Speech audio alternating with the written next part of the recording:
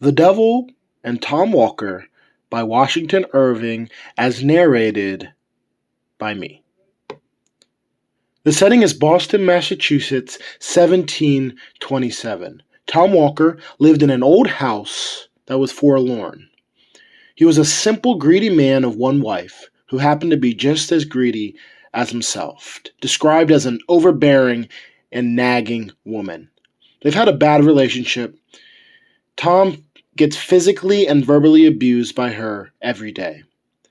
One day, Tom is returning home and decides to take a shortcut through a swamp. The swamp is the site of an old Indian fort from past clashes between the colonists and Native Americans. Now, the fort is almost completely gone, but many people are still superstitious of the swamp. They believe that the Native Americans had performed rituals and called upon an evil spirit there. However, Tom is unperturbed by the swamp and the superstitions surrounding it.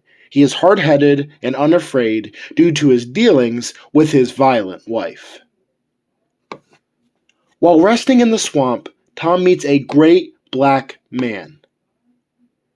One who wears an odd outfit, a red sash, and a large axe across his back.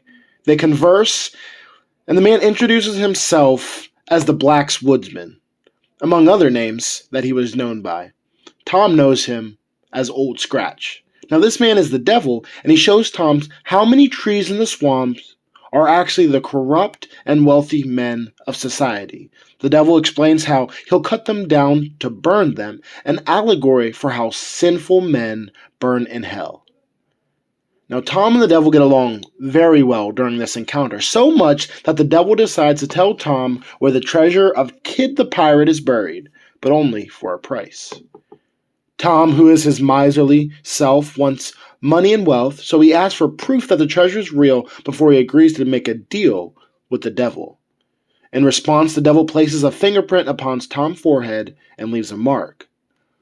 When Tom arrives home, he decides to tell his wife about the deal.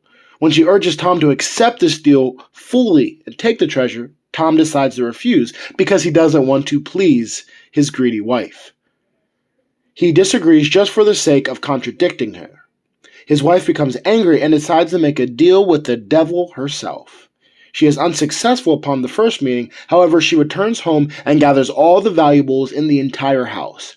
When she talks to the devil and adds these as an additional offering.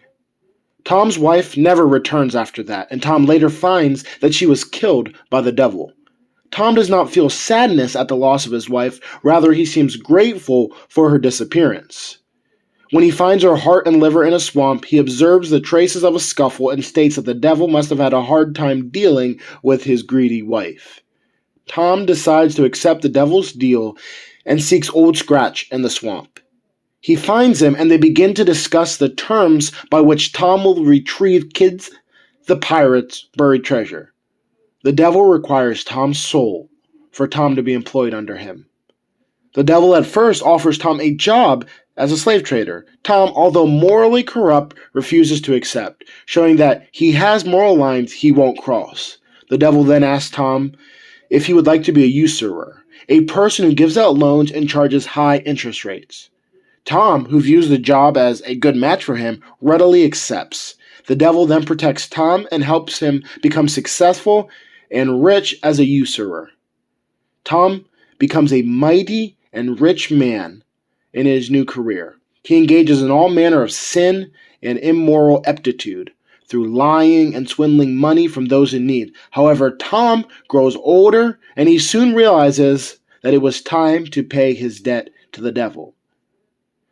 But often hindsight is 20/20, and out of fear, Tom joins the church and decides to become incredibly devout. He did not feel any moral sadness based on what he did, but he joined the church for completely wrong reasons. Although Tom had become rich and involved in the church, he hadn't changed fundamentally. He was still miserly. And when accused of taking a land jobber's money, he parsimoniously exclaimed, "The devil take me if I have earned a farthing." The devil almost immediately appears at Tom's door with a large black horse upon which Tom is placed on and then carried away. See, what Tom Walker didn't get was that this world is temporary. The things in this world don't last forever. You see, here on earth, things corrupt. Here on earth, thieves do break through, and they steal, and they destroy things.